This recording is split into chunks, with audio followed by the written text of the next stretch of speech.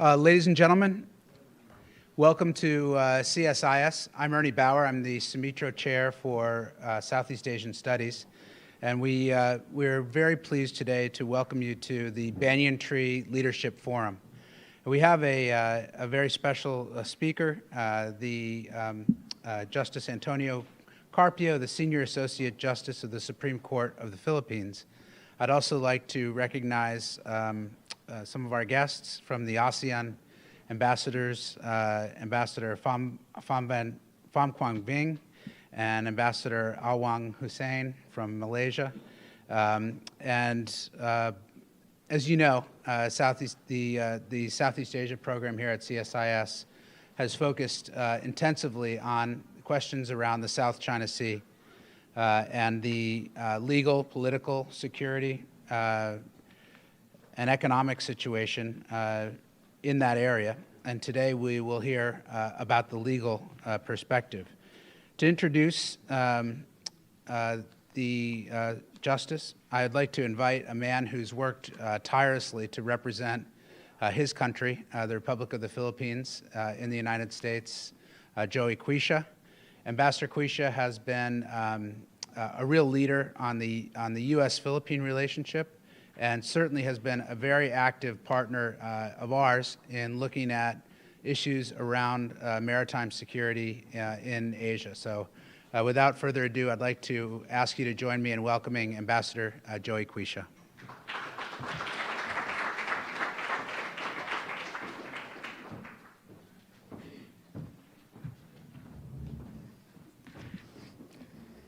Thank you, Ernie, for your very kind introduction.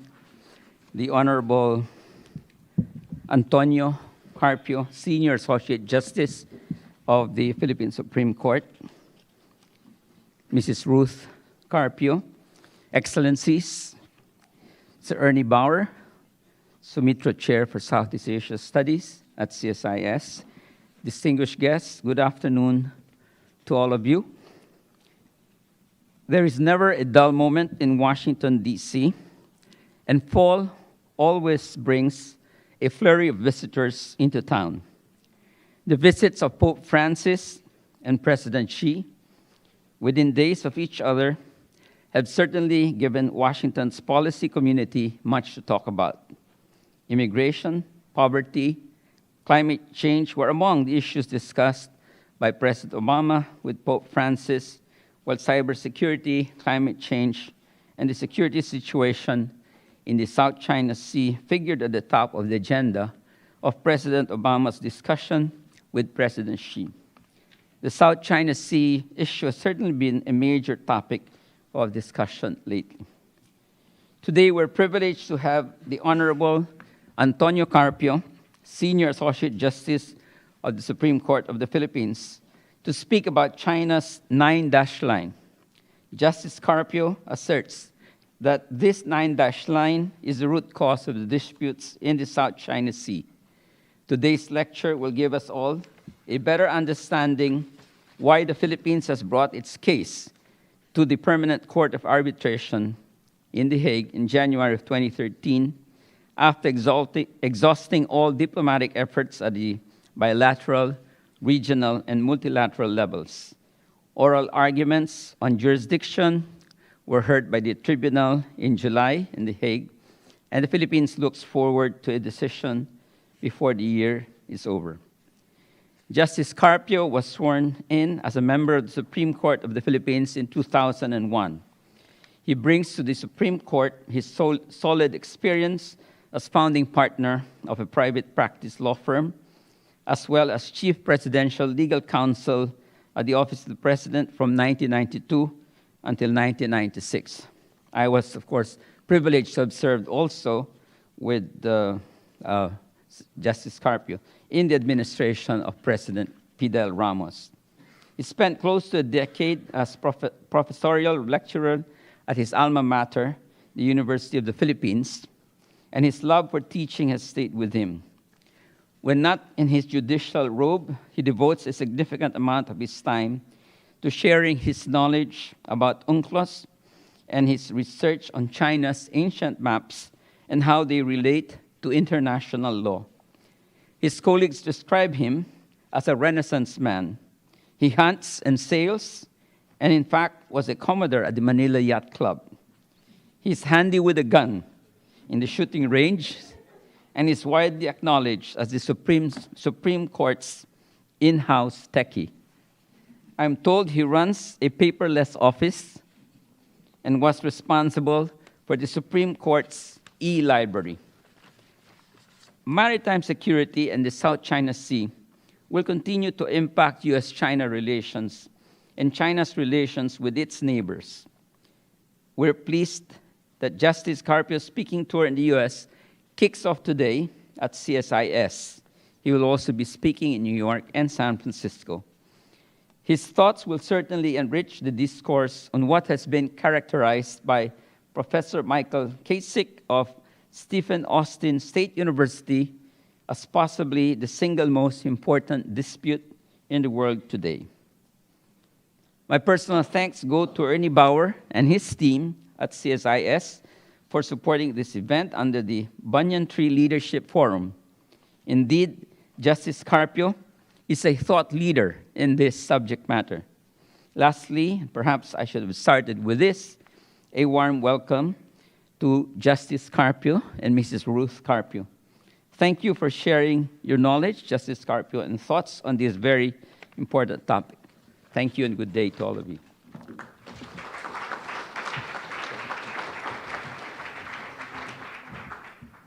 Thank you, Ambassador Joey Quisha, for those kind words. Good afternoon to everyone. Allow me to thank CSIS, represented here by Mr. Ernie Bowers, for hosting this lecture. Allow me to thank the Philippine Embassy, headed by Ambassador Joey Quisha, for arranging this lecture. And allow me to thank everyone present here for attending this lecture. The South China Sea dispute has grave implications on the peace, security, and stability, not only of Asia, but also the rest of the world. Half of the world's seaborne trade passes through the South China Sea, valued at $5.3 trillion annually, and of that, $1.2 trillion is US bound. The South China Sea dispute has the potential to overturn the UN Convention on the Law of the Sea, the Constitution for the Oceans and Seas of our planet. For the Philippines, what is at stake is 80% of its exclusive economic zone and 100% of its extended continental shelf in the South China Sea. Either the Philippines keeps them or loses them to China. The root cause of the South China Sea dispute is China's 9 dash lines claim, which gobbles up large areas of the EEZs of the Philippines, Vietnam, Malaysia, Brunei, and Indonesia. If you look at the map, you can readily see that. These are the 9 dash lines. These are the exclusive economic zones, the Philippines, Malaysia, Brunei, Malaysia again, Indonesia, and Vietnam. And these are the 9 dash lines. The high seas are here, also gobbled up by the 9 dash lines. That's the map of the 9 dash lines that China submitted to the United Nations on 7 May 2009. China did not explain the legal basis for the dashes. The dashes had no fixed coordinates. And that map was attached to a note verbal that China submitted to the UN.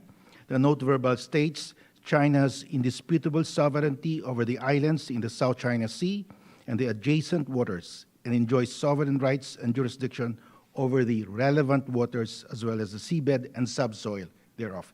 Now, China has not explained the terms adjacent or relevant waters. These are not terms of UNCLOS.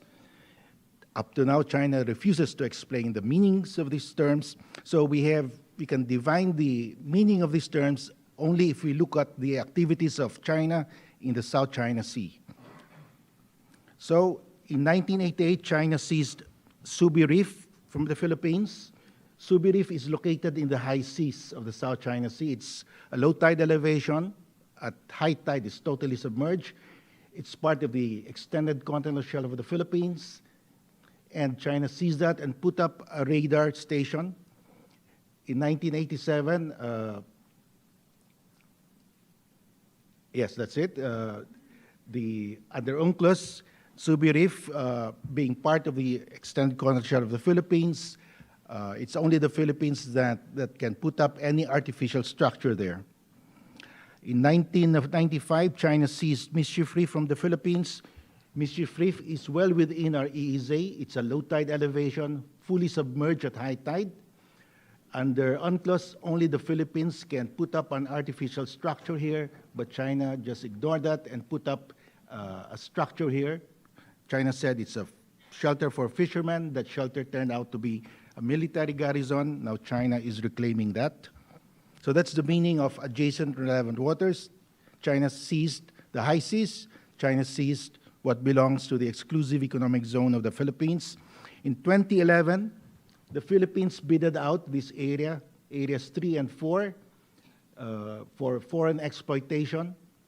On 4 July 2011, China protested and sent a note verbal to the Philippines saying that the Chinese government urges the Philippine side to immediately withdraw the bidding offer in areas 3 and 4 and refrain from any action that infringes on China's sovereignty and sovereign rights. In other words, China claims sovereignty and sovereign rights over areas 3 and 4. This is in the Reed Bank. That's the meaning of adjacent and relevant waters for China. In 2011, since 2011, we have been sending survey ships to explore the Reed Bank, but Chinese Coast Guard vessels have been harassing our survey ships. This is Malampaya, our largest operating gas field in the Philippines, supplying 40% of the energy requirement of Luzon, our largest island. The 9-dash lines cuts through Malampaya. In 10 to 12 years, Malampaya will run out of gas, so we have to develop Reed Bank, but we cannot develop Reed Bank because Chinese Coast Guard vessels harass our survey ships. In 2012, China published this map entitled Location for Part of Open Blocks in Waters Under the Jurisdiction of the People's Republic of China, available for foreign cooperation in 2012. In other words, China auctioned off these blocks here. This is Vietnam, Hainan. These are the 9-dash lines, and this is the EEZ of Vietnam, the extended continental shelf of Vietnam. So all these blocks are within the EEZ of Vietnam and the extended continental shelf of Vietnam. But China said, we own this, we are offering it for exploitation, exploration by foreign companies. That's the meaning of adjacent and relevant waters under the 9-dash lines of China. In 2013, China released a new map of China, adding a 10th dash on the eastern side of Taiwan. So the 9-dash lines are still growing. China claims the 9-dash lines the 10-dash lines are China's national boundaries without explaining the legal basis or giving the fixed coordinates. The map was published by Sinomap Press, an official mapping agency of China, and we had to protest strongly. In a note verbal that the Philippines sent to China on June 7, 2013, the Philippines strongly objected to the indication that the 9-dash lines are China's national boundaries in the West Philippine Sea, South China Sea, because whatever is enclosed by your national boundaries constitute your national territory, and we have to object. This is the map that China published in 2013. This is Taiwan. The 10th dash was added there, and the legend of the map shows that this shading is the national boundary of China, and these are the shading of the 9-dash lines.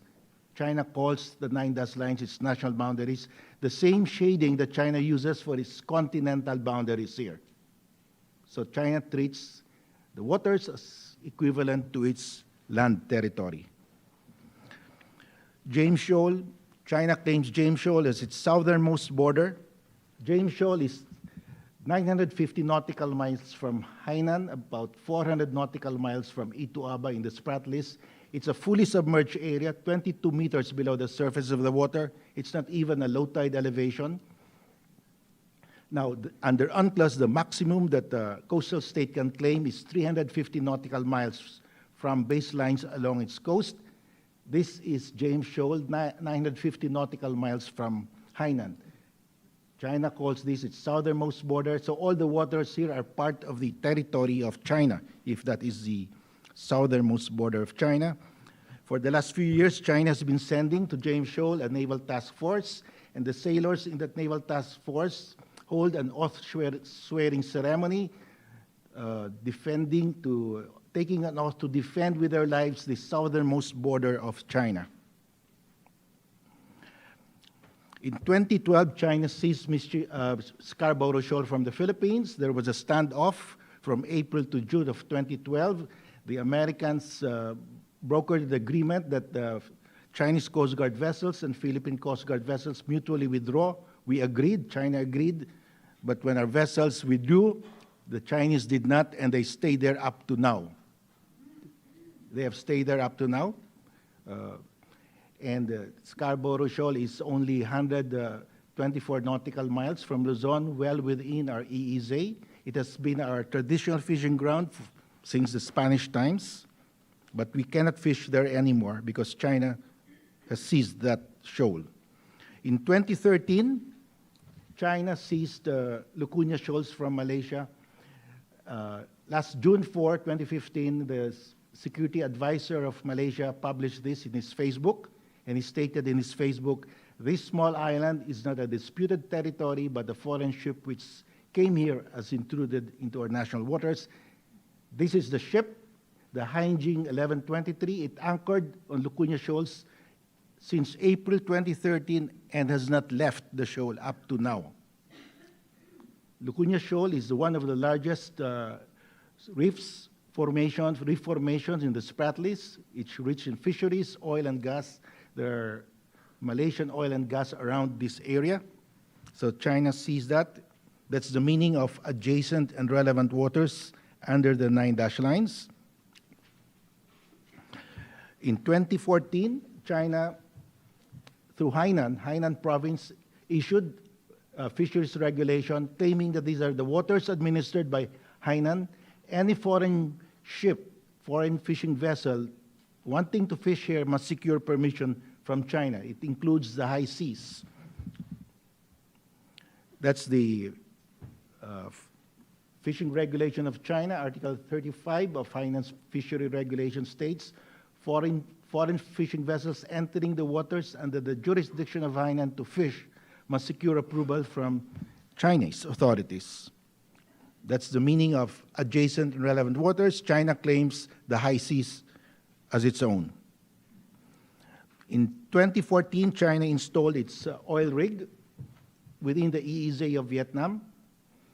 Vietnamese workers rioted and burned several Chinese factories. A Vietnamese fishing boat sank near the oil rig after being rammed by Chinese vessels. So that's the meaning of adjacent and relevant waters. China claims the EEZ of Vietnam. All of these acts of China, among so many others, demonstrate beyond doubt that China is claiming sovereignty, sovereign rights, and jurisdiction to all the waters, fisheries, seabed, and subsoil enclosed by the 9 dash lines. That's the meaning of the 9 dash lines.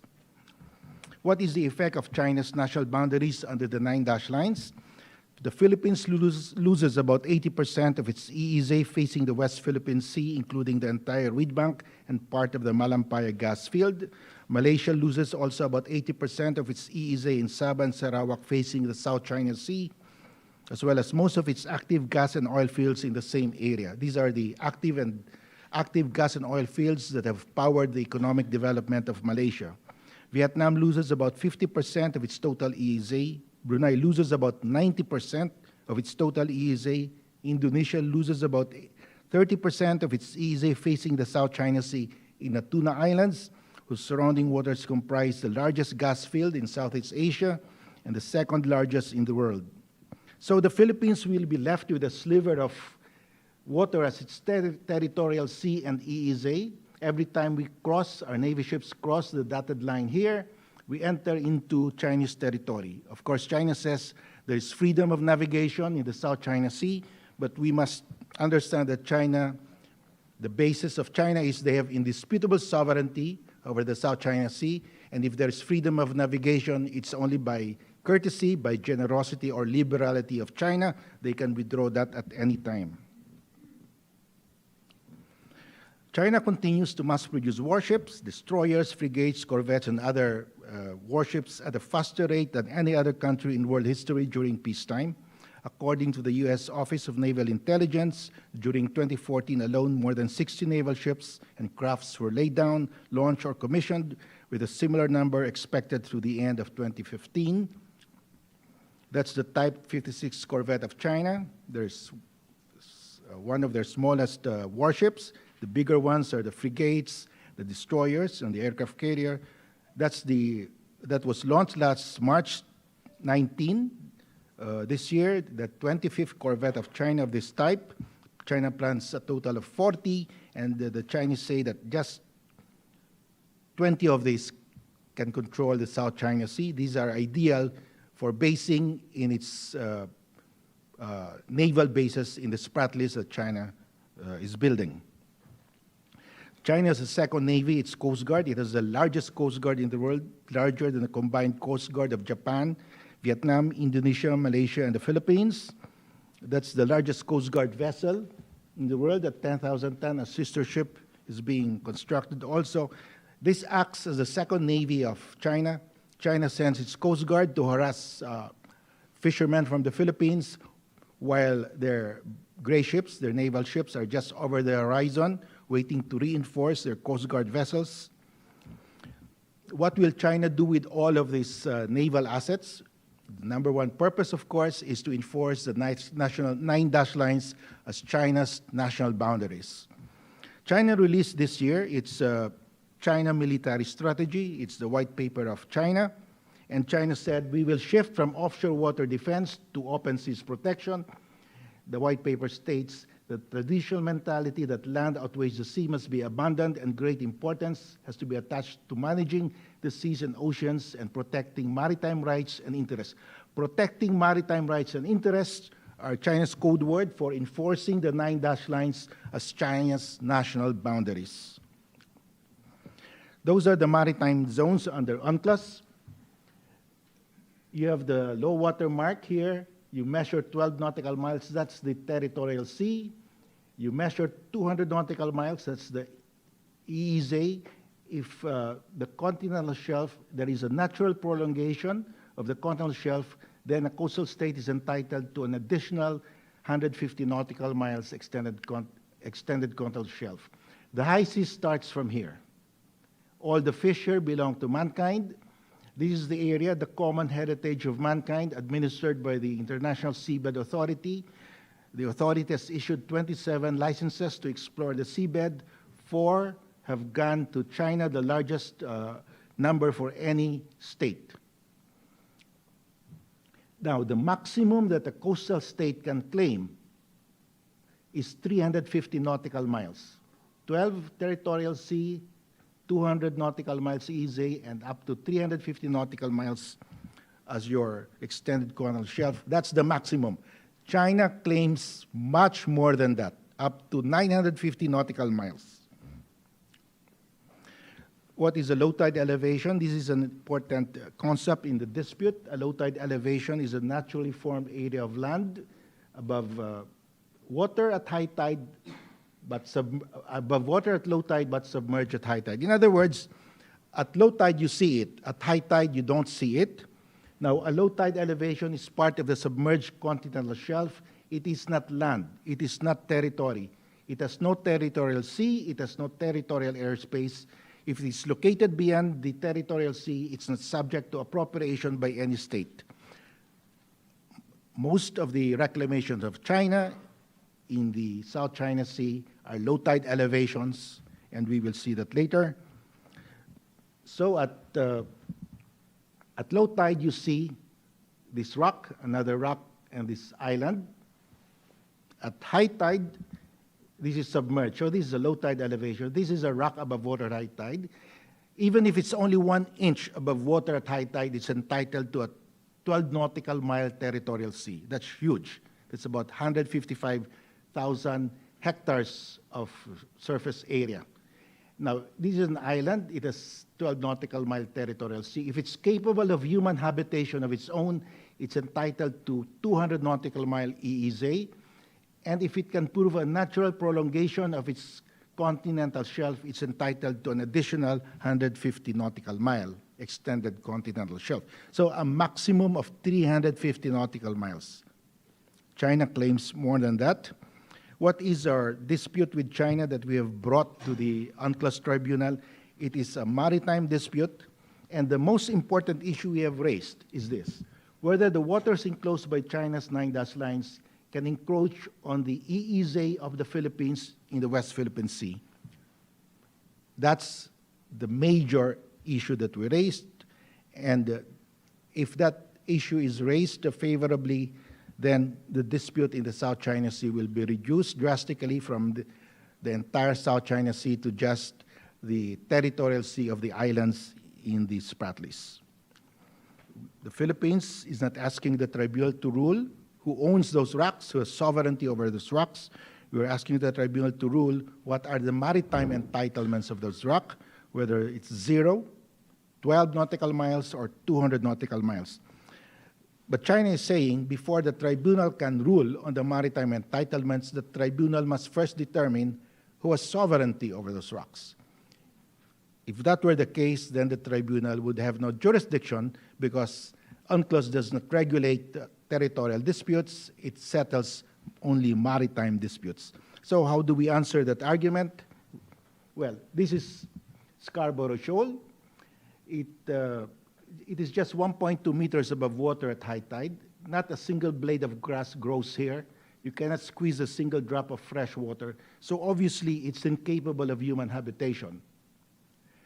If it's incapable of human habitation, it's only entitled to 12 nautical mile territorial sea. Whether it's owned by China, the Philippines, or some other country will not matter because that will not change the fact that it's not capable of human habitation. So we're saying the tribunal does not have to rule who has sovereignty over Scarborough Shoal because that's not needed to determine the maritime entitlement. That's mischief reef. It's totally submerged at high tide under international law. A low tide elevation beyond the territorial sea is not capable of ownership by any state. It's subject to sovereignty. So we are saying that the tribunal need not determine who has, whether this is capable, who has sovereignty over this, because in the first place, it's not capable of sovereignty. Nobody can own this because under international law, a low tide elevation beyond the territorial sea is not subject to sovereignty. So the tribunal can rule that if this is a low tide elevation, it's not entitled to a territorial sea. That's the 9-dash lines of China. China says the basic principle under the law of the sea is land dominates the sea, and therefore, China says, the tribunal must first determine ownership of the land, who has sovereignty over their land, before it can determine the maritime zones coming out of that land. But what we say is that, look at the 9-dash lines, it is not based on land. It is not measured from land. China doesn't explain from where it drew these lines. Since it is not based on land, it cannot claim any maritime zone. What governs the 9-dash lines is the principle, the absence of land dominates no sea. Now, China is reclaiming on 7 reefs in the Spratlys. These are the 7 reefs that China occupies. But it is also, China is also dredging 10 other reefs to get filling materials to dredge to reclaim the 7 reefs that it occupies. And China said that the primary purpose of the reclamation is civilian. China is saying the purpose is to provide better services to vessels from China, her neighbors, and other countries sailing in the South China Sea, to provide search and rescue, disaster prevention, and mitigation to all countries in the South China Sea. We tell China, no, thank you, please don't do that. That's Fiery Cross Reef before the reclamation. Fiery Cross Reef is about 1 meter above water at high tide. In 1987, UNESCO agreed with China that China would build a weather station on Fiery Cross Reef as part of the Global Oceanic Survey. That weather station would later turn out to be a Chinese military air and naval base. China reclaimed that, but before China reclaimed it, China State Shipbuilding Corporation uploaded this in its website saying this is the purpose of the reclamation on Fiery Cross Reef. It's a runway, and that's a swept wing. That's the H-6K of China, the strategic bomber of China. These are hangars. These are windmills to generate electricity. And the website explained this will be a 270-hectare reclamation. At 270, it's more than twice as big as Diego Garcia Island, the U.S. Air Base in the Indian Ocean, which is only about 100 hectares. Bigger than Woody Island, the largest island in the Paracels. It's a 3,000-kilometer runway. Now, after the reclamation, China posted this photo. China said, we finished the reclamation, and posted this photo, exactly the same as the one that they posted in the website before the reclamation. Admiral Harris, the U.S. commander in the U.S. Pacific Command, said that a 3-kilometer runway is large enough to take a B-52, almost large enough for the space shuttle, and 3,000 feet longer than what you need to take off on a Boeing 747. And Admiral Harris said China is also building hangars for tactical fighter jets. That's the H-6K of China. It's their strategic bomber. It has a range of 7,000 kilometers. It carries 6 cruise missiles, conventionally armed or nuclear armed. This can fly from Fiery Cross Reef towards Australia, and before reaching Australia, 1,000 kilometers before reaching Australia, it can release its cruise missiles, which has the range of 2,200 kilometers, turn back. The cruise missiles are satellite guided, and all U.S. military facilities in northern Australia are within range of the cruise missiles. That's Johnson South Reef before the reclamation. It's a low tide elevation within our EEZ. That's how it looked like, June 19. Radar dome, tall buildings, 4 to 5 stories, solar panel. Now, South Johnson Reef was occupied by the Vietnamese. In 1988, Chinese naval forces forcibly dislodged the Vietnamese and killed 77 Vietnamese soldiers in that skirmish. McKinnon Reef before the reclamation. McKinnon Reef after the reclamation. Again, those tall buildings, maybe this will become the command and control center for the maritime Silk Road of China. That's Gaven Reef before the reclamation. Gaven Reef as of May 9. Quartern Reef before the reclamation. Quartern Reef as of May 7. Tall buildings again. Subi Reef before the reclamation. As I said, Subi Reef is located in the high seas. It's totally submerged at high tide, so it's part of the submerged continental shelf. It is just outside the territorial sea of Pagaaral, the largest island that the Philippines occupies. So China has reclaimed this. And as of August 14, that's how it looked.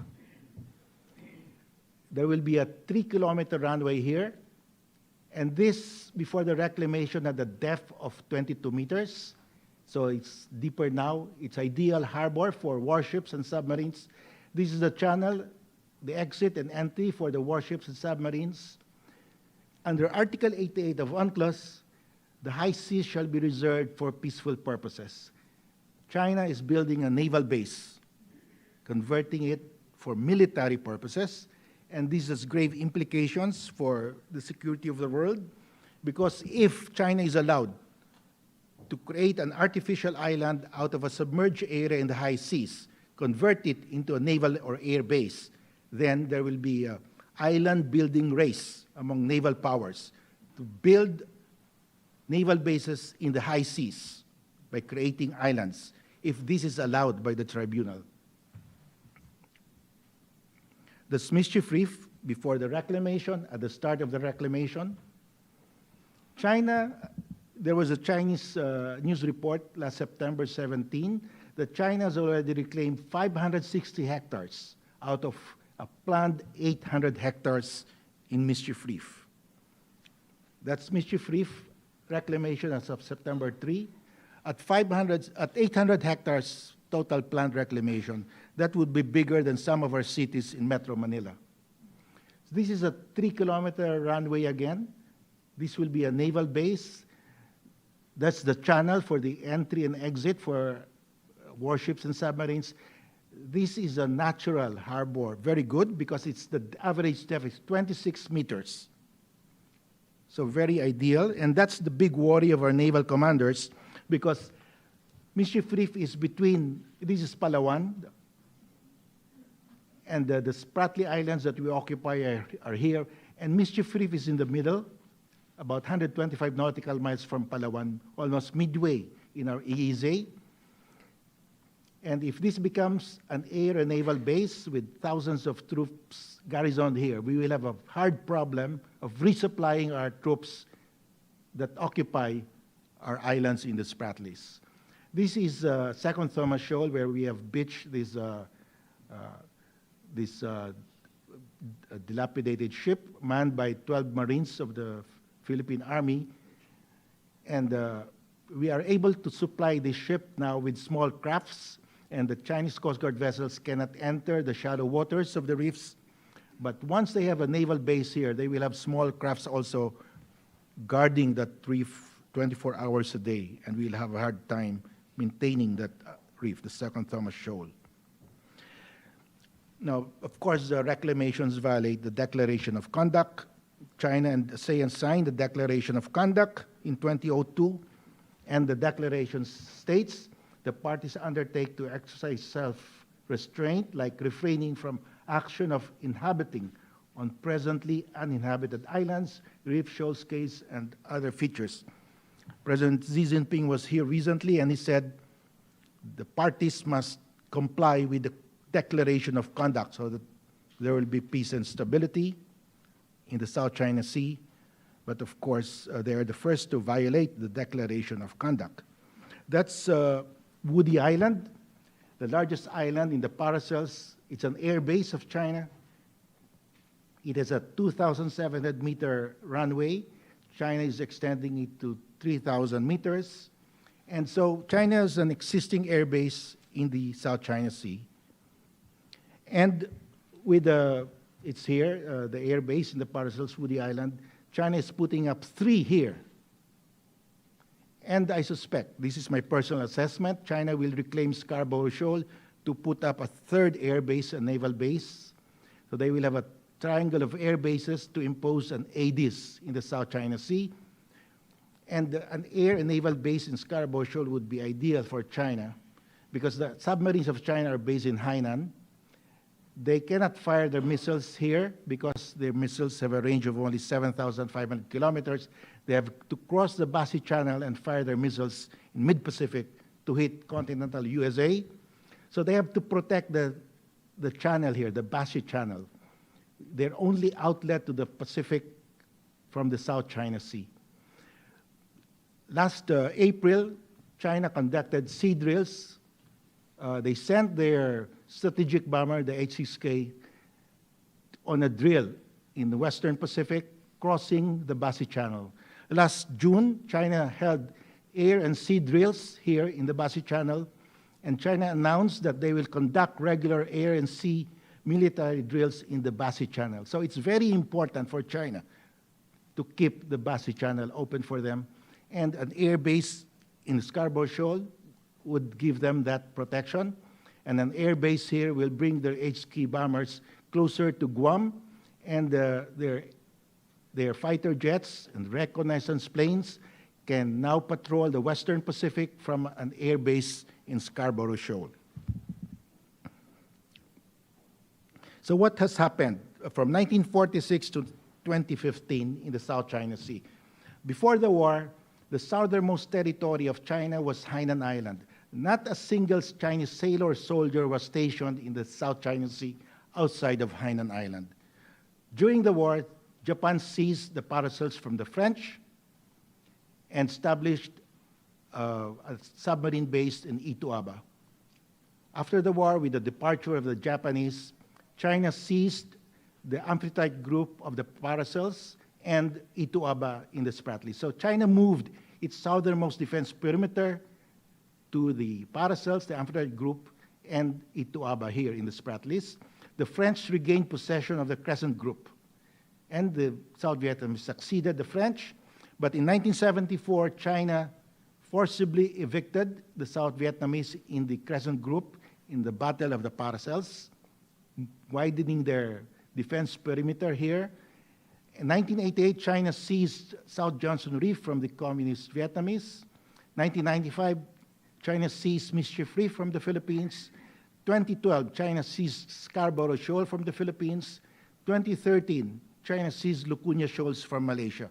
So from 1946 to 2015, China moved its defense perimeter close to the 9-dash lines. And starting last year, late last year and this year, China started to build air and naval bases in the Spratlys. With those air and naval bases, China now can enforce the 9-dash lines as China's national boundaries in the South China Sea. So what is the grand design of China in the South China Sea?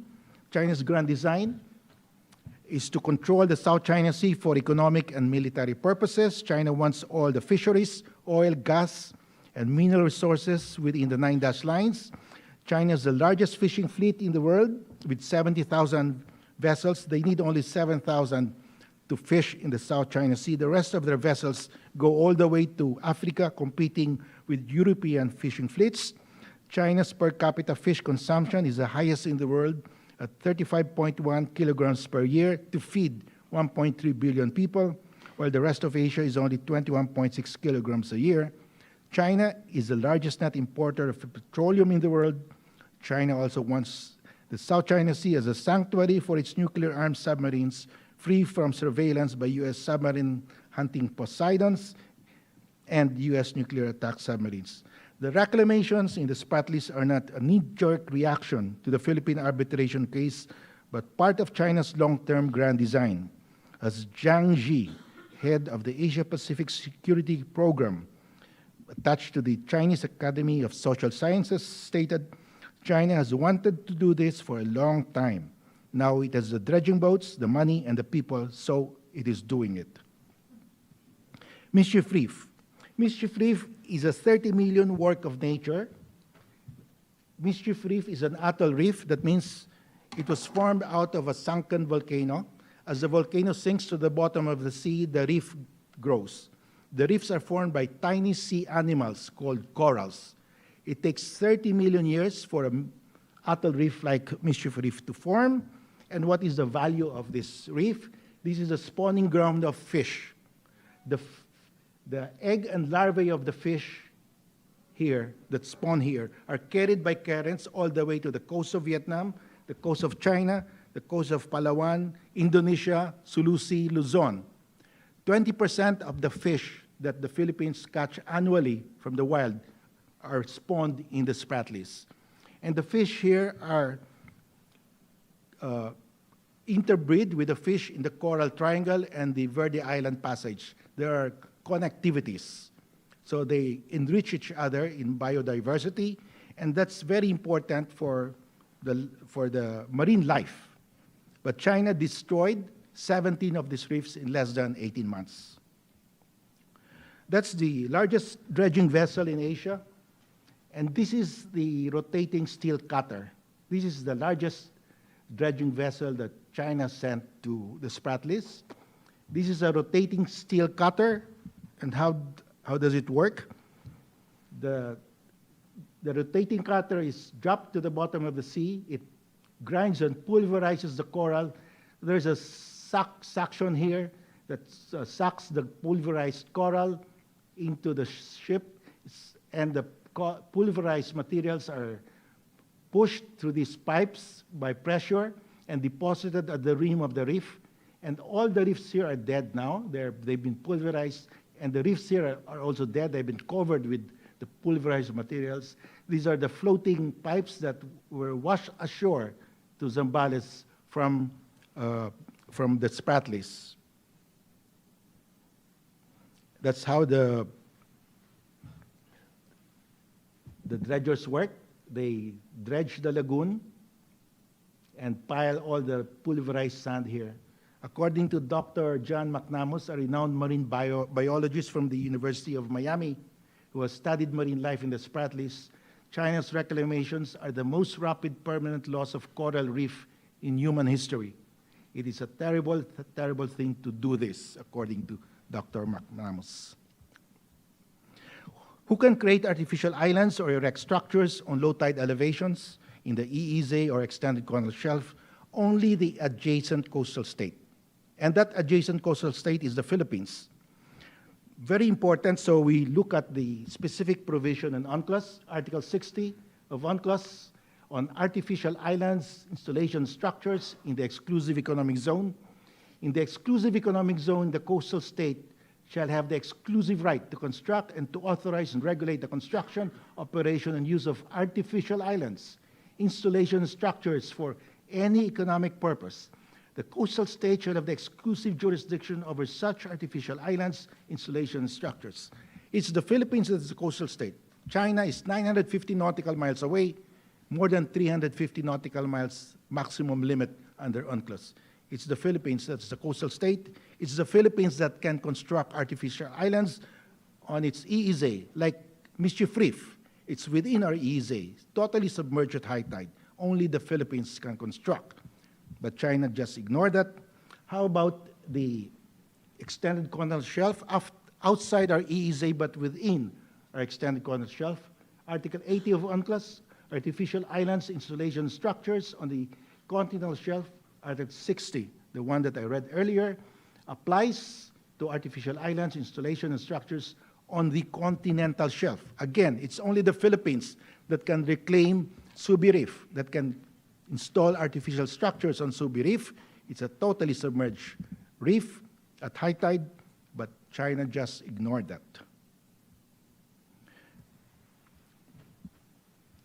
That's Mischief Reef. It's within our EEZ, a low tide elevation, so it's only the Philippines that can reclaim that. Subi Reef, within our extended continental shelf, it's only the Philippines. Do low tide elevations and artificial islands acquire a maritime zone if by reclamation they are raised above water at high tide? No. UNCLOS says an island is a naturally formed area of land surrounded by water above water at high tide. In fact, there's a specific provision in UNCLOS, Article 60. Artificial islands, installation structures do not possess the status of islands. They have no territorial sea of their own. They have no territorial space, airspace, if they have no territorial sea. So, Subi Reef, it's not an island. It's just a structure. So there is no territorial sea, there's no territorial airspace. Mischief Reef, it's not an island. It has no territorial sea, no territorial space. The US says, we will fly over Subi Reef and Mischief Reef. They have a right to do that because these islands, artificial islands, do not have a territorial airspace, do not have a territorial sea. But Fiery Cross Reef is a rock above water at high tide. It is land. It is a territorial sea of 12 nautical miles in a territorial airspace. So the Americans must respect whoever owns that. That's a disputed reef, the Fiery Cross Reef. So the US can exercise its freedom of navigation and overflight over Mischief Reef and Subi Reef in accordance with international law. Do LTEs and artificial islands acquire a maritime zone? Finish that. So reclamations tamper with the evidence. How do we prove now to the tribunal that these are low tide elevations when China has fully reclaimed them and it's now above water at high tide? Well, we can show that the nautical charts of China before the reclamation designate these features as low tide elevation. Our own nautical charts also designate these features as low tide elevation. The nautical charts of US, UK, Japan, Russia, and Vietnam all designate these features as low tide elevation, so we can still prove they are low tide elevations. Can a state claim historic rights in the EEZ or extended continental shelf of another state? No. The UNCLOS was negotiated from 1973 to 1982. And China actively participated in the negotiation. At that time, countries had different claims to the exclusive economic zone. The U.S. started it with the Truman Proclamation of 1946, claiming 200 nautical miles. Chile and Peru followed, claiming even more, up to 500 nautical miles. Arab states followed, other countries followed. It was a big mess. Unless there was a compromise on what will be the extent of the extended of the exclusive economic zone, there would be no law of the sea. So everybody compromised that the EEZ shall be 200 nautical miles from the coastline. China agreed. That means that everybody will waive all historic claims to areas beyond the 200 nautical mile EEZ. China agreed. We all agreed. Today, China says we are entitled to 200 nautical mile EEZ from our coastline, but we claim historic rights to the rest of the South China Sea.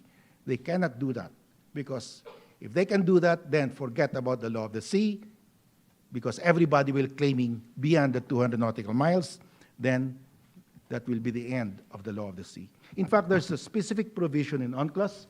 If the coastal state does not explore the continental shelf or exploit its natural resources, no one may undertake such activities without the express consent of the coastal state.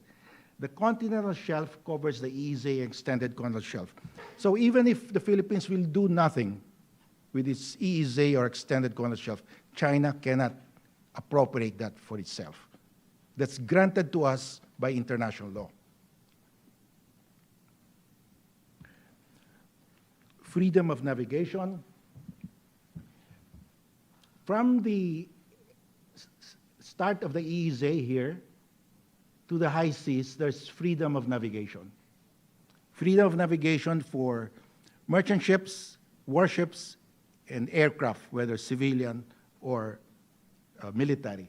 However, China says, in our EEZ, before warships can enter, before warplanes can fly over, they must secure permission from China. And that's the big dispute between China and the US. China belongs to the small minority of countries, about 20 of them, that adopt that position, that in the EEZ, there is no freedom of navigation for military aircraft or warship. But recently, China held naval drills in the Mediterranean. In the Mediterranean, there are overlapping EEZs, there are no high seas. And China conducted naval drills together with Russia a few months ago without seeking permission from the coastal states. Also recently, China sent a naval task force to the Bering Sea. They crossed the EEZ of the Aleutian, US Aleutians, and the territorial sea of the US Aleutians without seeking permission. So it looks like China is going to abandon its position that in the EEZ there's no freedom of navigation for military warships. That has been the case of USSR before. At the start of the Cold War, the USSR said there's no freedom of navigation for warships in our EEZ. But once they developed a blue water navy, they abandoned that position, because what will they do with their blue water navy if they have to seek permission whenever they sail through the EEZ of coastal states? So I can see that there will be soon an agreement, probably between China and the US, that in the EEZ, warships can sail, warplanes can fly without securing permission from the coastal state. The high seas have always been part of the global commons, whether before or after UNCLOS. UNCLOS states the high seas are open to all states, whether coastal or landlocked. Freedom of the high seas comprises, among others, freedom to fish. So in the high seas, even a country like Nepal,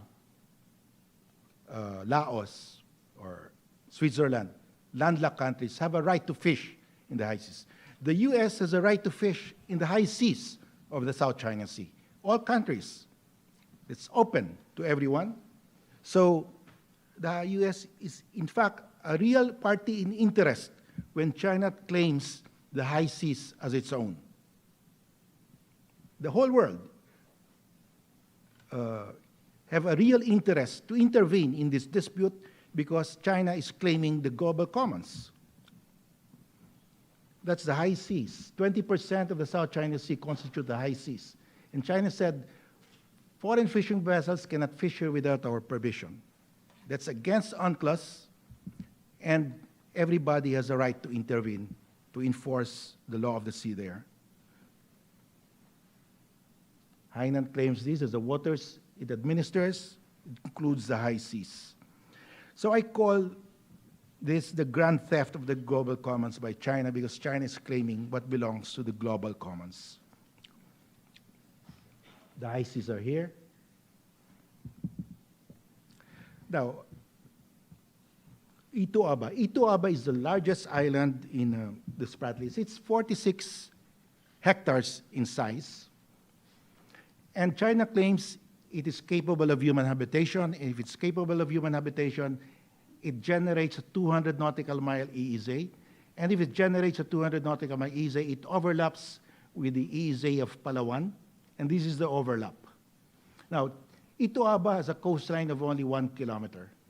The coastline of Palawan is about 650 kilometers, but the relevant coastline where the overlap happens is only 495 kilometers. So the ratio is 1 kilometer for Ito-Aba, 495 kilometers for Palawan. What is the significance of that?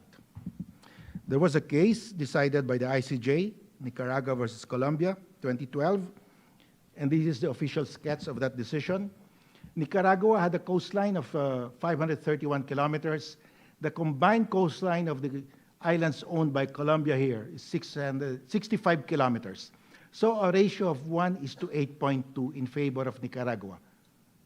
For every 1 kilometer coastline of Colombia, Nicaragua is 8.2. And the ICJ said that is a substantial disparity. Because it's a substantial disparity, all the waters here constitute the EEZ of Nicaragua. The distance here is only 200 nautical miles. So there's an overlap. And San Andres is an island. It has 2,600 hectares in size. It's a huge island, and Nicaragua conceded that San Andres is capable of human habitation. So both parties agreed. San Andres generates an EEZ. So the distance here is only 200. There's an overlap, but the court said because of the substantial disparity in the relevant coastline, all the waters here belong to Nicaragua, and the islands here of Colombia will be entitled to an EEZ seaward. That's how it was resolved. That's what UNCLOS calls equitable solution. It's just common sense because Nicaragua has a longer coastline, it's a bigger land area, so it must have, of course, a bigger EEZ. And if you apply that to Palawan and Ito-Aba, this is just 46 hectares compared to San Andres, 2,600 hectares. So definitely, if the court tribunal will say this is entitled to an EEZ, it cannot encroach on the EEZ of Palawan. It will be given an EEZ seaward. So we're not bothered. Our position is that Ito-Aba cannot sustain human habitation. But even if it sustains human habitation, it will not affect the EEZ of Palawan. In 2002, ASEAN and China signed a declaration of conduct, and the parties said the dispute in the South China Sea shall be resolved in accordance with universally recognized principles of international law, including the 1982 UNCLOS. Because of this, because it says it should be resolved, the dispute should be resolved in accordance with UNCLOS, we filed the arbitration case under UNCLOS. And when we filed it, after we filed it, China said the dispute should be resolved in accordance with historical facts and international law. So the parameters were changed by China, historical facts. We asked China, what are your historical facts? China said, we have abundant historical evidence, but we will not show you. China never shows us those evidence, so we had to dig the records ourselves. So we look at the maps, the official and unofficial maps of China from 1136 during the Song Dynasty until the end of the Qing Dynasty in 1912 show that the southernmost territory of China has always been Hainan Island. Our own official maps and unofficial maps show from 1636 until 1933 show that the Scarborough Shoal has always been part of the Philippines. That's the oldest map of China that I could find. It's dated 1136 AD. Huayi-2, that means the map of China and barbarian countries, and it shows Hainan as the southernmost territory of China. Why is this map still in existence? It's engraved in stone. You can still see it in the Museum of Stone Steels in Xi'an, China. It's there. It's probably the oldest map of China. Now, throughout the Chinese dynasties, Hainan Island has always been the southernmost territory of China. So this is the last official map of the Qing dynasty that I could find. The Qing Empire's complete map of all provinces, 1896. The Qing dynasty ended in 1912, and it shows Hainan Island in inset as the southernmost territory of China. Hainan Island was always a part of Guangdong province throughout the Chinese dynasties. It became a separate province only in 1988. So, how about the Philippines? This is the 1734 map of the Philippines, printed in Manila. We call it the mother of all Philippine maps. Scarborough Shoal is mentioned here. It was given a name for the first time. We have several maps earlier than this, since 1636, showing Scarborough Shoal as part of the Philippines, but unnamed. No name was given to Scarborough Shoal until 1734. The first name that was given to Scarborough Shoal was Panakot. That's a Tagalog word, Filipino word for danger. Because if you are a captain of a ship and you don't know where it is, your ship will hit the rocks, and that's what happened to a ship called Scarborough. The British tea clipper ship Scarborough hit the rocks, and it ran aground there. That's why European cartographers called this Scarborough Shoal. But that was much later. 1734, we had already had the name for Scarborough Shoal. And this is Los Bajos de Paragua. Paragua is the old name for Palawan.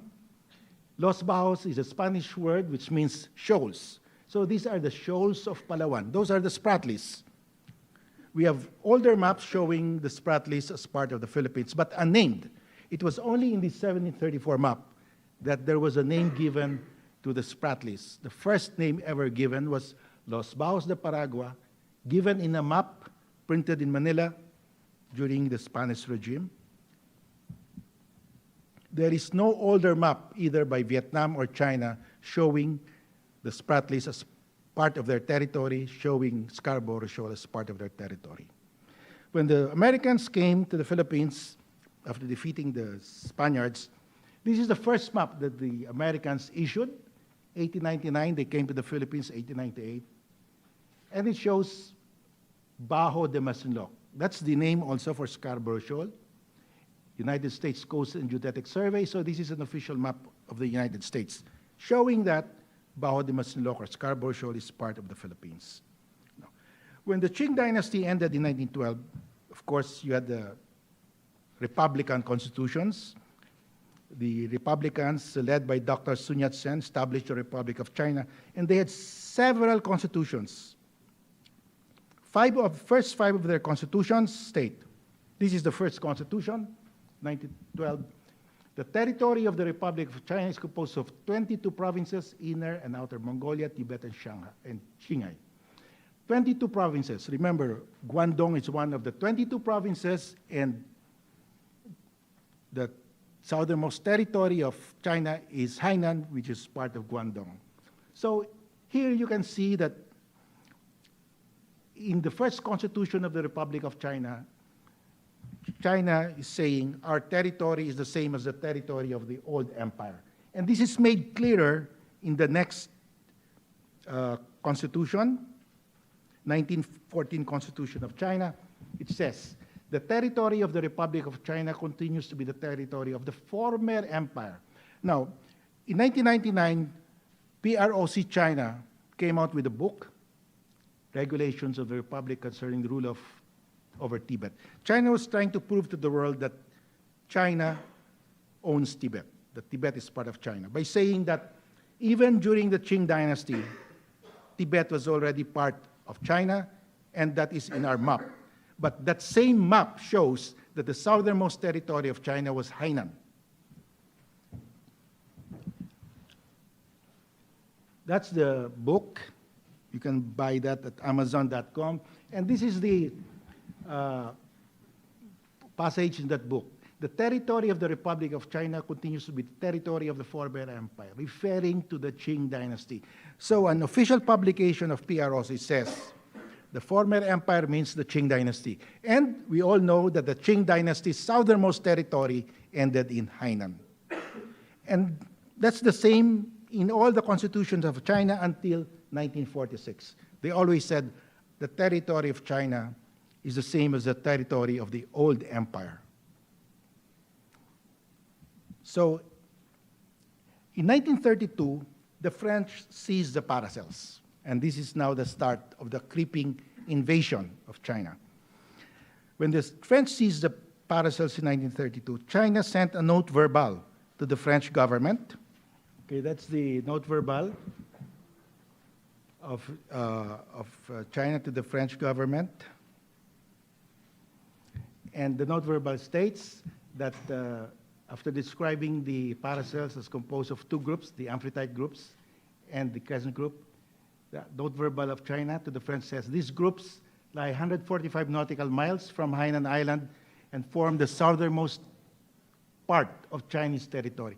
Form the southernmost part of Chinese territory. So China was saying, our southernmost territory is Hainan, but it includes the Paracels. Even assuming that's true, then that excludes the Spratlys, that excludes Scarborough Shoal.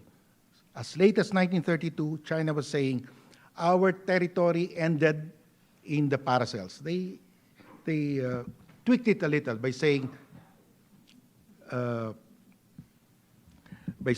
Hainan included the Paracels. So they came out with this map, that's Hainan, and now you can see the Paracels as part of Hainan. But still, it does not include Scarborough Shoal. It does not include the Spratlys. Now, if you go to the Chinese Embassy website in Manila, you will find this claim.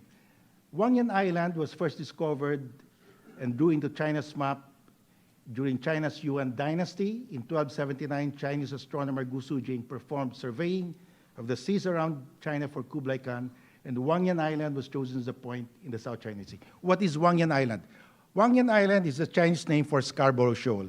In other words, China is saying, oh, we own Scarborough Shoal because in 1279, Kublai Khan sent Gu Sujing there to put up an observatory. Gu Sujing is a brilliant guy, the equivalent of Leonardo da Vinci of China at that time. He was a brilliant engineer, mathematician, astronomer, and he built 27 observatories, 26 on the mainland and one in the South Sea, Nanhai. China calls South China Sea South Sea only, Nanhai. The name South China Sea was given by European cartographers. And this story says Kublai Khan sent Gu Sujing to put up an observatory in Wangyan Island, Scarborough Shoal. China was an agricultural economy at the time. They needed a very accurate calendar to know when to plant, harvest, irrigate, and so on. And this guy produced a more accurate calendar than the European calendar at the time. But did he ever set foot in Scarborough Shoal? Well, in 1980, Vietnam and China quarreled over the Paracels. Vietnam said, these are our historical records that we own the Paracels.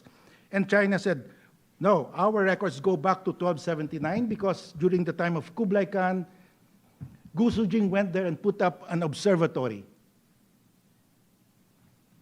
It was an argument used by, so the Ministry of Foreign Affairs of China published this article in Beijing Review. It's an official document. And that article says, the astronomical observation point Nanhai was today's Seizha Islands. It shows that Seizha Islands were within the bounds of China at the time of Yuan dynasty. Seizha, of course, is internationally known as the Paracels. So China was telling the Vietnamese, we own the Paracels because that's where Gu Sujing put up his observatory. Today, China is saying, oh, we own Scarborough Shoal because that is where Gusu Jing put up his observatory. They cannot do that. But could Gusu Jing have physically put up that observatory in Scarborough Shoal? Of the 26 observatory that Gusu Jing put up in mainland China, one still exists today. You can visit it in Henan province, and this is it. It's 12.6 meter high. There's a sundial, very long. To operate this, you have to be there every day of the year to take measurements. There are measurements here, astronomical equipment here. And this is Gusu Jing, brilliant guy. But did he ever go to Scarborough Shoal? That's Scarborough Shoal.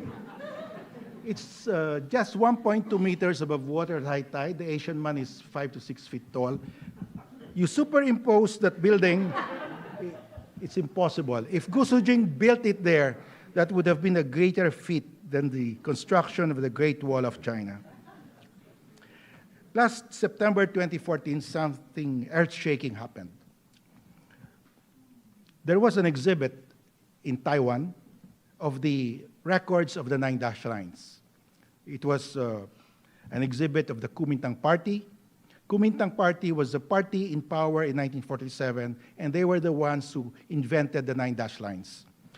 And in that exhibit, President Ma, he belongs to the Kuomintang Party, was the guest speaker, and he said, the 9 dash lines was limited only to the islands, was a claim limited only to the islands and their adjacent 3 nautical mile territorial sea.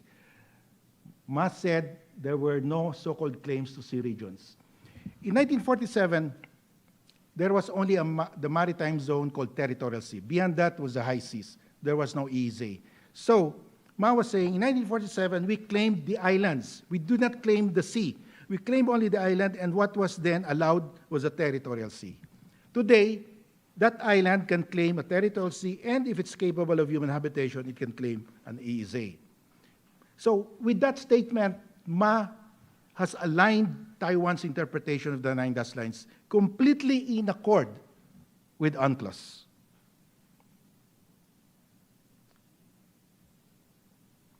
Why did Ma say that? Ma turns out to be a scholar of the law of the sea. He took up his PhD in law from Harvard, and he specialized in the law of the sea. He was interviewed by the New York Times last October, and he said, there is a basic principle in the law of the sea that land dominates the sea. Marine claims begin with land. Marine claims begin with land. Before you can claim a 12 nautical mile territorial sea, you must have land. You measure it from land. That kills the 9 dash lines because the 9 dash lines do not begin with land. We don't know where it was drawn from. So Ma was killing the 9 dash lines with that statement. And he aligned Taiwan's interpretation of the 9 dash line completely in accordance with UNCLOS. I have no dispute with that interpretation. That's wonderful. If mainland China agrees with that interpretation, then the dispute in the South China Sea is no longer the entire South China Sea, but it will be reduced to the islands in the Spratlys and the 12 nautical mile territorial sea, or whatever maritime zones those islands will generate. I calculate that to be just 5% of the entire South China Sea. We can live with that dispute for the next 100 years. But we cannot live with a dispute where China claims the entire South China Sea, because we fish there every day, we get our gas there every day, we traverse that sea every day. So if the mainland China, if President Ma will not recant his interpretation and mainland China agrees, then I will nominate President Ma for the next Nobel Peace Prize. Now, what is the legal basis of the Philippines in claiming Scarborough Shoal? Well, there was a Treaty of Paris between Spain and the US, which ended the Spanish-American War, 1898. And there were lines drawn, and Spain said, all islands within those lines, we cede to the US. Unfortunately, Scarborough Shoal lies outside the treaty lines. That's why the Chinese are saying, you don't own Scarborough Shoal. It's outside the Treaty of Paris lines. But the Chinese forget, many people forget, there was a second treaty of 1900, the Treaty of Washington, wherein Spain clarified that it also relinquished to the U.S. all title and claim of title which Spain may have had at the time of the conclusion of the Treaty of Peace of Paris to all islands belonging to the Philippine archipelago lying outside the lines. They had to do this because when the Americans came, they found out there were several islands of the Philippines lying outside the lines. Islands in the Batanes, islands in the south, including Scarborough Shoal. So they made a second treaty, and this is the second treaty. The U.S. paid an additional $100,000 in addition to the $20 million that it paid for the main treaty. So that was the transfer of sovereignty over Scarborough Shoal. And in fact, in 1938, the Commonwealth government of the Philippines were worried that other countries might claim Scarborough Shoal, so they planned to put up a lighthouse there to assert sovereignty, and they had to write a letter to Secretary Colonel Hull asking him permission. And the issue was Scarborough Shoal part of Philippine territory? And this was the reply of Secretary Colonel Hull in a memo of July 27. Because of the absence of other claims, the shoal should be regarded as included as among the islands ceded to the U.S. by the American-Spanish Treaty of November 7, 1900. That's the Treaty of Washington.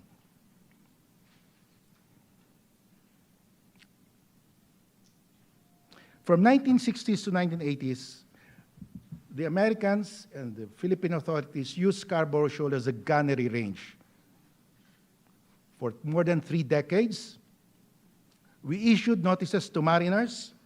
That's one of the notices. Bombing and gunnery exercise using live ammo will take place in Scarborough Shoal. That's another notice.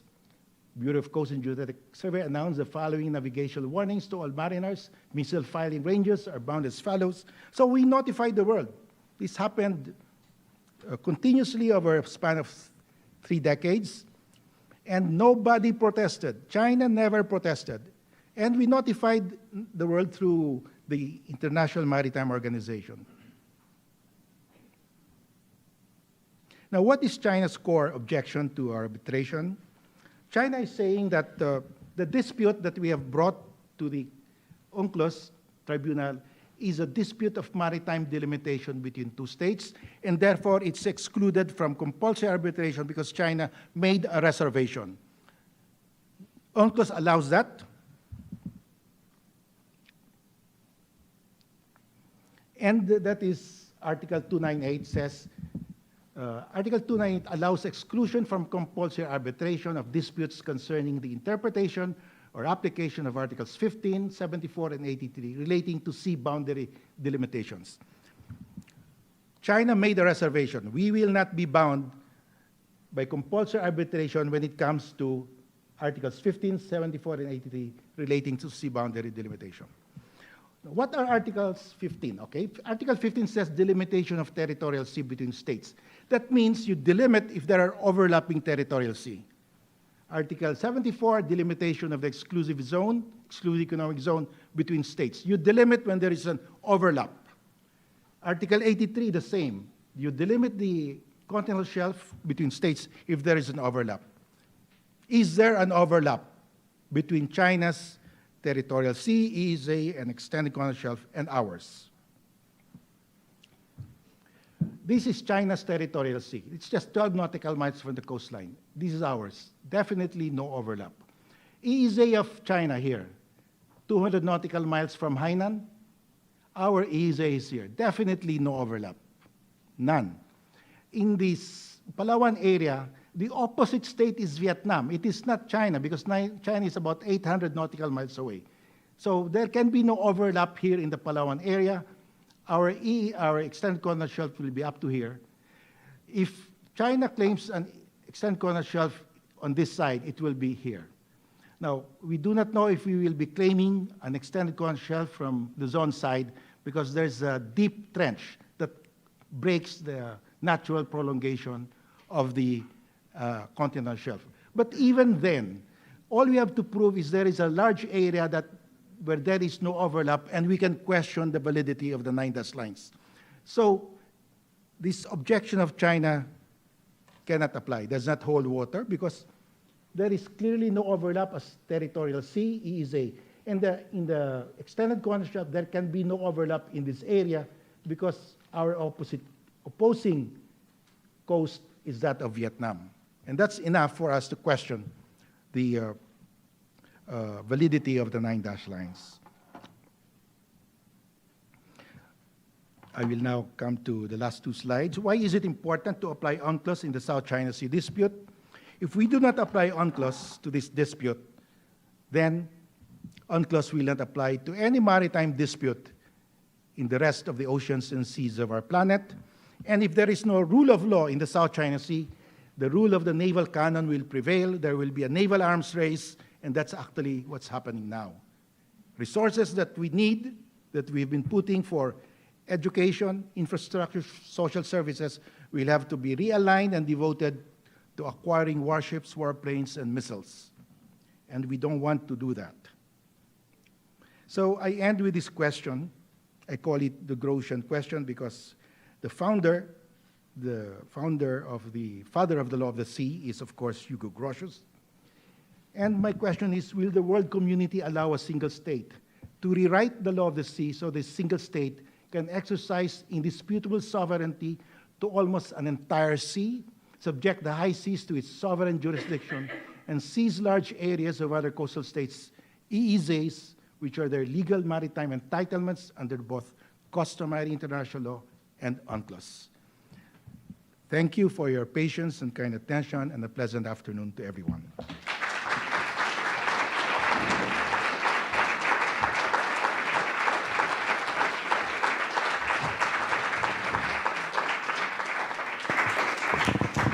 Ladies and gentlemen, how would you like to be on the other side of this debating partner?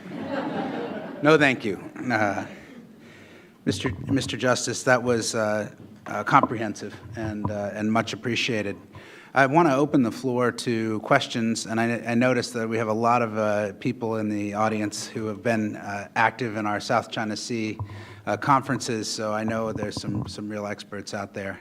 Let me open the floor to observations, questions, and comments on the Justice's comprehensive presentation. Oh, that's a shy group. Gentleman in the front. Could you please just identify yourself and your, right here, and your association? Thank you. Todd Wiggins, resident of district. A quick question. I liken this to what happens when you're a kid and a bigger kid comes along and tells you that they want your lunch or your lunch money. And, but the world seems to be getting smaller and the weapons are more powerful and ways of claiming resources are more powerful. So where are we going with this? And what should we do about it? What should the United States government do about it? Well, thank you for that question. We went to an UNCLOS tribunal because we are no match to China militarily. We brought the dispute to a forum where warships, warplanes, and missiles do not count, but this dispute will be resolved only in accordance with the law of the sea, because we do not believe that we should go to war over this issue. This issue should be resolved in accordance with the law of the sea. All the parties to the dispute have ratified UNCLOS, and UNCLOS provides for a comprehensive dispute settlement mechanism. And the intention of the framers of UNCLOS was that no dispute should be left unresolved by the convention, by the dispute settlement mechanism. So we have brought it there. And if there is a favorable ruling that the 9 dash lines are void, they're contrary to the law of the sea, then we will go to the world. We will ask all the countries in the world to help us convince China to comply with the ruling. Because China already said, we will ignore any adverse ruling, and we anticipate they will do that. So we just want a ruling, because if we go now to the world and say, help us convince China, but the world will say, but where's the ruling? It's your word against China. So we went to this tribunal to get a definite, authoritative ruling that the 9 dash lines are contrary to international law, that they are void. And once we have that, we will go back to you and say, help us convince China to follow international law. We will sponsor resolutions in every fora in the General Assembly asking the world to ask China to comply with the ruling, to comply with international law. Because there are only two things that will make China comply. Either China voluntarily agrees or China is pressured by world opinion. China needs the world. It has to export to survive. It has to import to survive. It needs ASEAN for its maritime Silk Road. It needs ASEAN, the world, for its AIIB Bank, Asian Infrastructure Investment Bank. So it will have to listen to the voice of the world, especially if there's already a definitive ruling from a tribunal that's impartial and authorized by the very convention that China has ratified. Question here and there.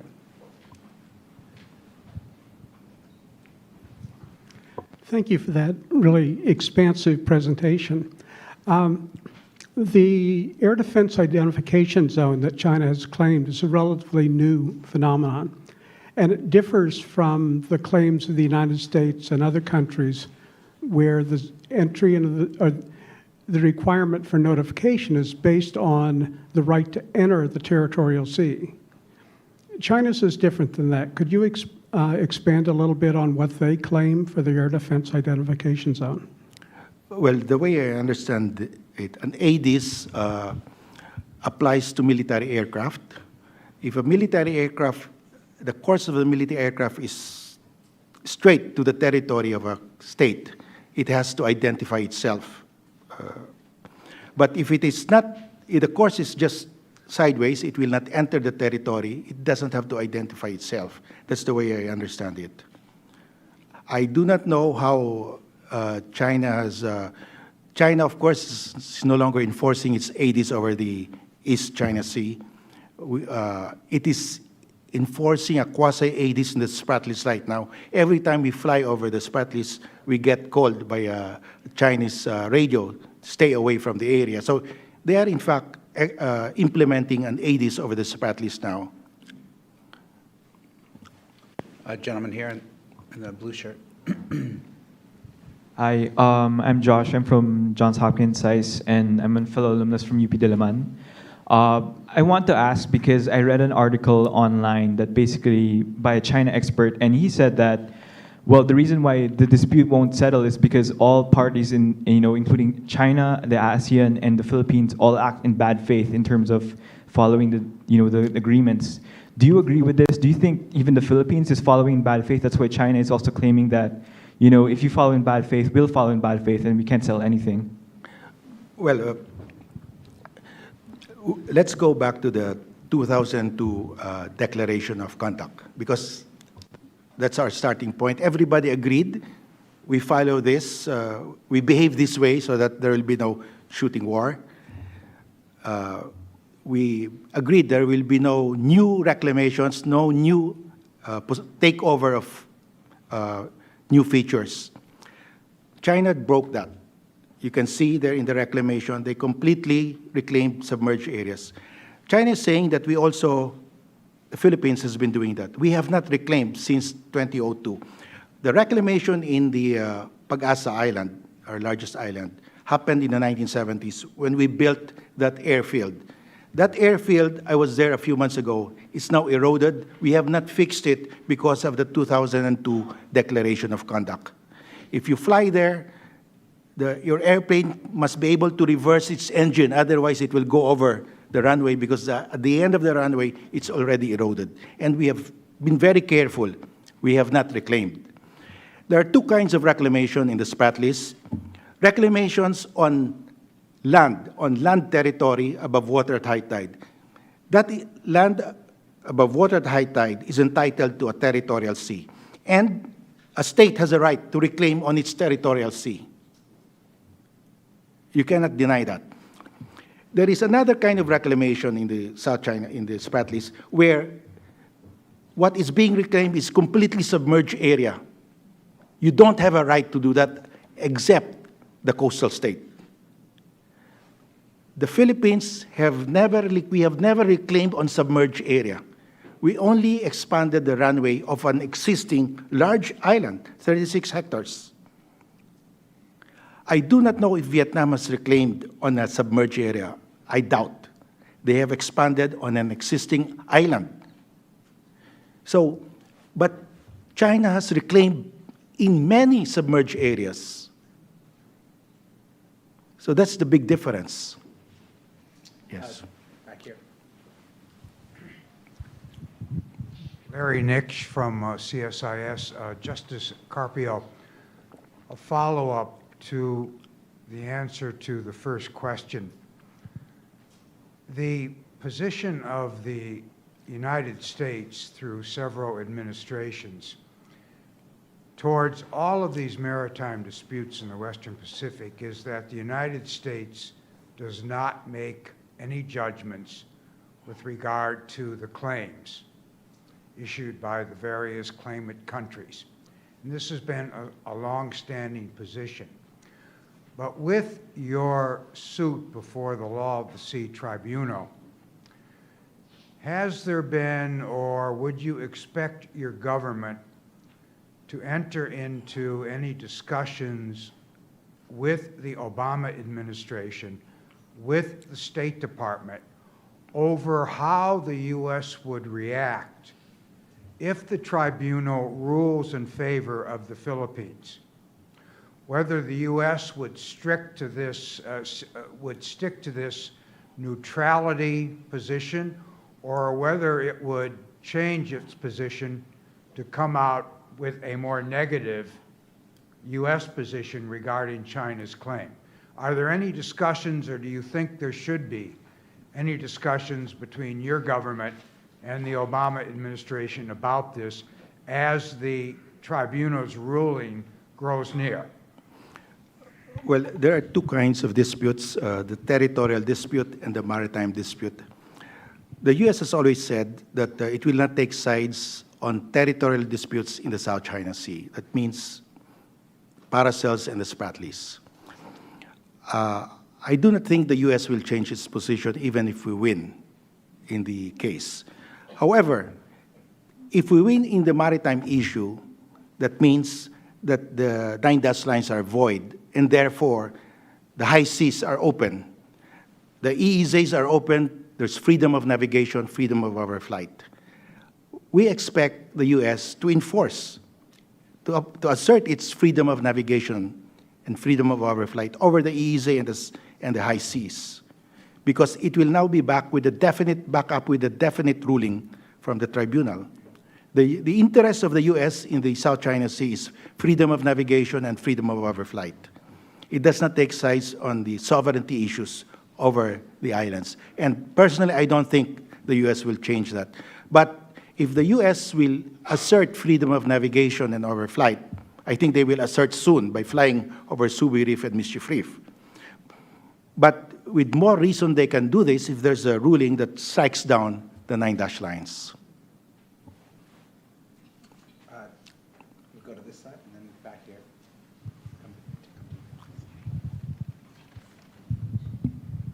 Justice Carpio, my name is Mitzi Picard, and I'm with the U.S. Filipinos for Good Governance. I know your wife very well from Manila.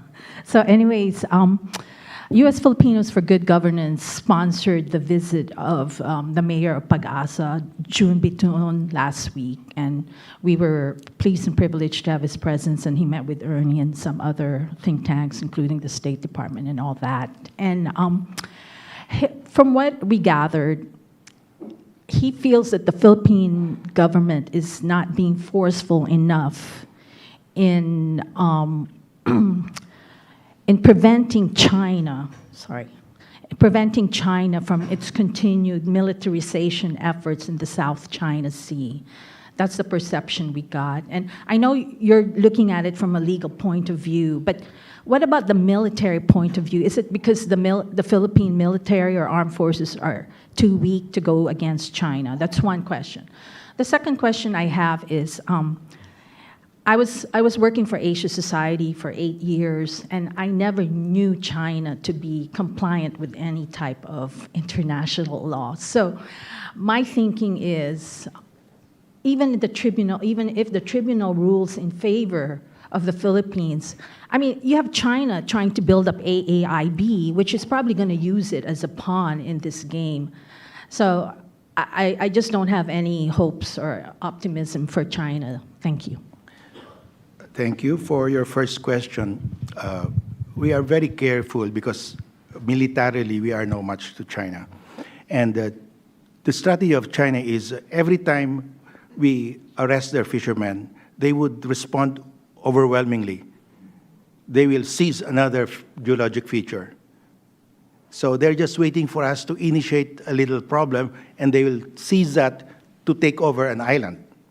And they will say, we started it all. So we are very careful because that is the strategy of China. And we are really no match militarily. That's why we brought this dispute to UNCLOS. On your second question, yes, I share your view. China already said we will ignore. That's why we have to craft a strategy. How do we convince China? We have to get the world on our side because China needs the world also. When the cost of non-compliance far outweighs the cost of compliance, then China will comply. I just wanted to follow up, Justice Carpio.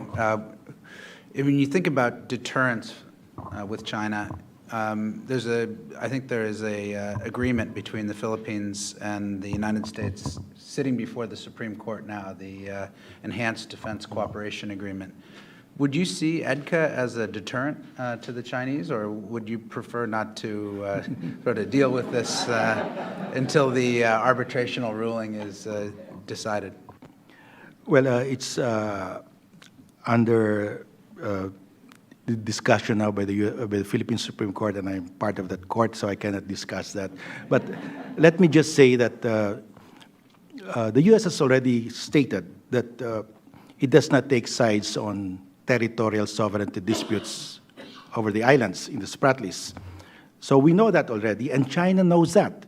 And because China knows that, the U.S. will not take sides, then China knows that the U.S. will not be there behind us when it comes to the territorial dispute. And that's the sad part about it, because that's a green light to China to seize more islands like what it did in Scarborough Shoal, because they know the U.S. said we will not take sides.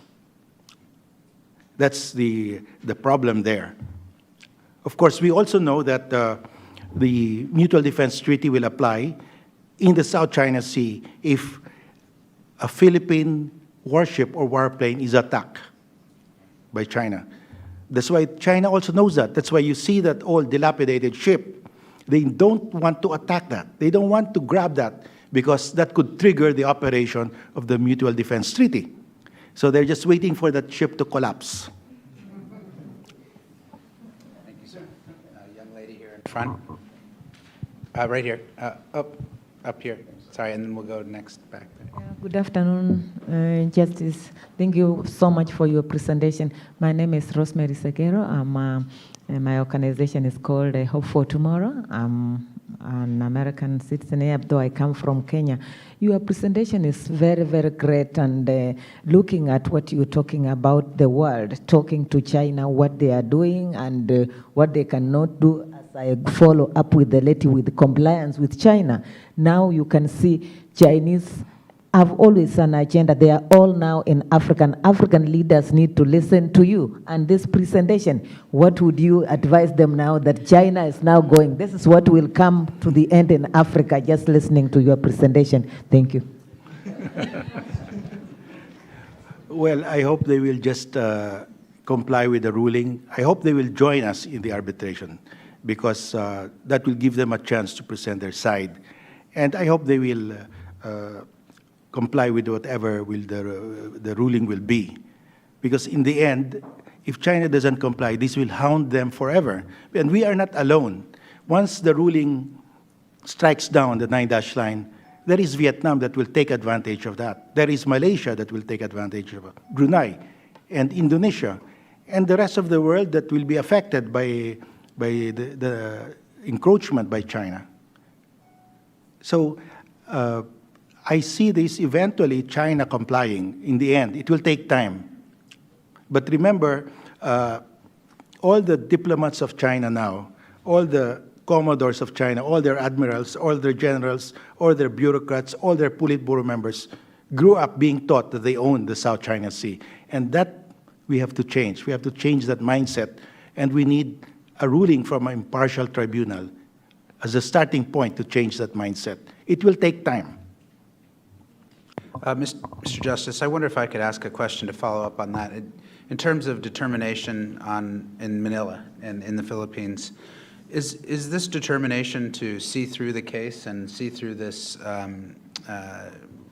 it takes a lot of courage, actually, for the Philippines to do what it did. When I travel around Southeast Asia and talk to other leaders off the record, they tell me, we're with the Philippines on this. And I said, would you say so? And they say, well, no, we can't, that wouldn't be helpful. But every one of them says that it's, the Philippines had great courage to take this step. Would that courage, is that courage bipartisan? In other words, you have an election in May in the Philippines. Is it possible that a candidate might be able to win the presidency in the Philippines and say, we'll drop the case. Maybe we just need an economic partner in China and maybe we can step back. Is that a possibility? Well, we expect the decision of the tribunal to come out sometime mid-year of next year. Okay. By that time, the new president will come in by June 30. So the decision will come before the new president comes in.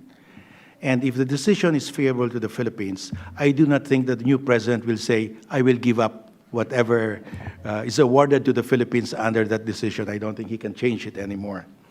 And I've been talking all over the country trying to explain that the merits of this case, and I do not think there will be support for any president to abandon this case, to drop this case, even assuming that the decision will not come out before the new president comes in.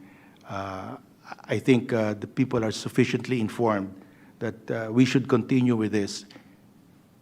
Thank you. Young lady right back here, the black hair. Thank you.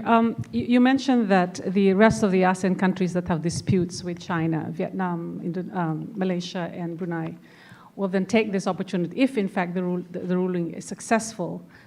But how do you respond to the comments that the Philippines legal recourse actually derails from the so-called regional efforts, ASEAN efforts, to finally come up with a code of conduct? Because the sense that we got in the region was that, you sort of jumped the gun on the COC process. Please. Could you just identify yourself? Sorry, my name is Melly Anthony. I'm currently based at Elliott School, but I'm actually from RSIS Singapore. Thank you. Oh, great. Welcome. Thank you for that. Well, we signed the Declaration of Conduct in 2002, and as you've read, it says that the dispute should be resolved in accordance with UNCLOS, and that's exactly what we did because that's what the declaration said.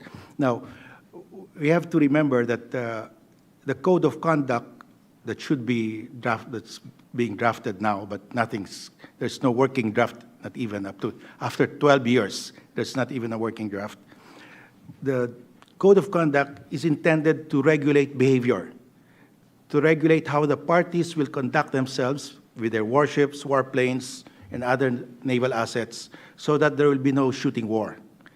These are rules to regulate behavior of states while the dispute is going on. There is another set, that's the dispute settlement mechanism under UNCLOS.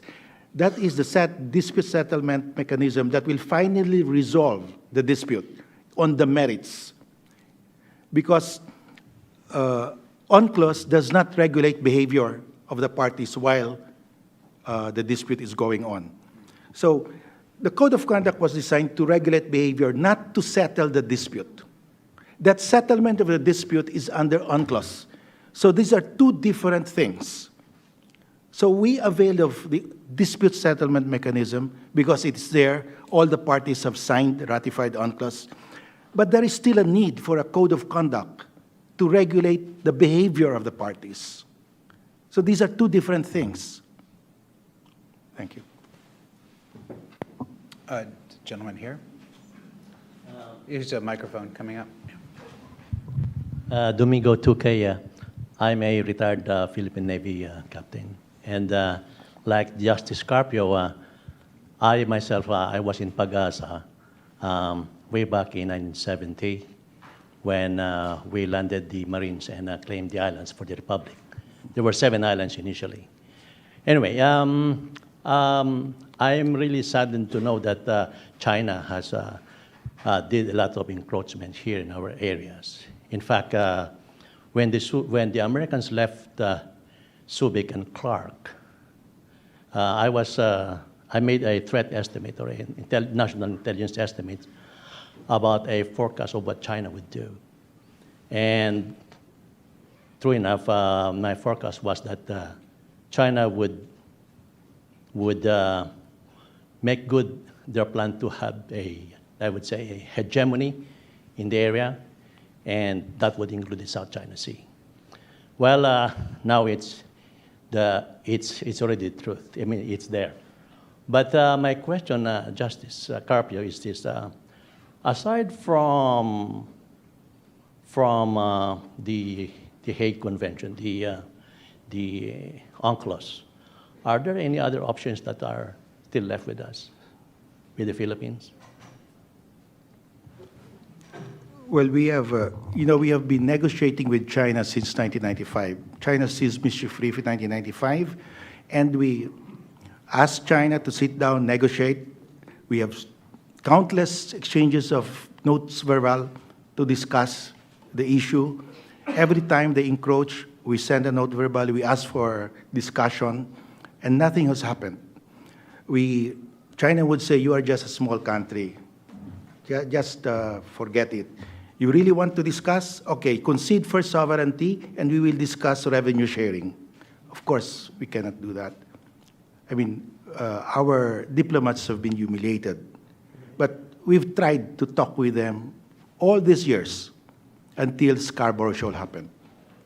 So in terms of sitting down with China, negotiating with them, we've done that. And that's a dead end for us. We have to develop a new track. The other track is military, but of course, we are starting from a very low base. The president has been spending more for defense because for the last 3 decades, we have been spending our resources to stamp out 2 insurgencies, the communist insurgency and the Muslim secessionist insurgency. We have neglected our external defense. Now we have to address that issue simultaneously. So we are doing a lot of things, but we have done all that we can possibly do in terms of the diplomatic track. Thank you, Justice. Mr. Justice, I think one of the questions in Washington of late is whether the United States should go ahead with freedom of navigation exercises within the 12 nautical mile of the, as you pointed out, the features that would be submerged and then have been built up. I assume from your presentation that you'd be, if Secretary Carter asked for your advice, you'd say, go ahead. Yes, definitely. I wanted to put that on the record. Young lady in the back, please. Thank you. I'm Janice Chen with Taiwan Democratic Progressive Party's U.S. mission. And it's an honor, Justice Carpio, to be able to hear your presentation today. Since you raised President Ma's statement, I just wanted to dig a little bit more into that. He did make this speech last year at this exhibit, and it was reported afterwards, I believe by The Economist, that he said that Taiwan's claims would be limited to 3 or 12 nautical miles, but that actually did not appear in any of the presidential office statements, the official statements that were released. And then I think there was, The Economist published a correction letter from the Kuomintang's representative in London a couple of weeks after, saying that it was erroneously reported. So I think the broader point really is, I mean, he did say, land dominates sea. He said that in the New York Times, and it's on the record. And I think it's true that the Taiwanese government's position has over time slowly evolved toward more closely with international law and UNCLOS. And the more recent statements from the Foreign Ministry in April and July both explicitly reference UNCLOS. But I think what this shows is I think there's a little bit of just very calibrated ambiguity that Taiwan, whether the government or us in the opposition, we always have to be mindful of. For example, our candidate has said that her government would follow international law and UNCLOS, but the MOFA statements have said something like the spirit and principles of international law and UNCLOS. I think there's a lot of hedging going on, and that leads to my question. Given that Taiwan does face the same pressures of balancing its relationship with China as well as being a good global citizen, what role do you see that it could play? Because it can't participate in arbitration proceedings even as an observer. So what would your government, I guess, hope to see Taiwan do going forward? Thank you. Well, from what I gather, you're saying that after President Ma's speech was reported, there was a correction. I read the correction, and the correction says that President Ma did not refer only to Ituaba. It also included the Pratas and all the other islands. I don't have any dispute with that. As I said, the 9-dash lines under Ma's interpretation is a claim to islands mentioned in the 9-dash lines map. And it mentions the Pratas, it mentions the Spratlys, it mentions the Paracels, it mentions Dongsha Island, that's Macclesfield Bank, but it never mentions Wangyan Island. Scarborough Shoal is never mentioned in the 9-dash lines. But I concede that kind of interpretation does not conflict with UNCLOS. It's a claim to islands, well and good. And it's a claim to the maritime zones that those islands may possibly generate. I don't quarrel with that. What I quarrel with is that the 9-dash lines will be interpreted to mean that China claims the entire 85.7% of the South China Sea, beyond what is allowed by UNCLOS. Now, if President Ma is now recanting and saying, maritime claims need not begin with land, we can claim the entire sea. That's why I said, if President Ma does not recant, and he can convince mainland China on his position, I nominate him for Nobel Peace Prize. But he should not recant, because it's very clear that he said, maritime claims must begin with land. Perfect. But if he's now saying only in some instances maritime claims begin with, well, that's a different thing. That's not the law of the sea. Ladies and gentlemen, I hope you'll join me in thanking the Justice for a comprehensive presentation.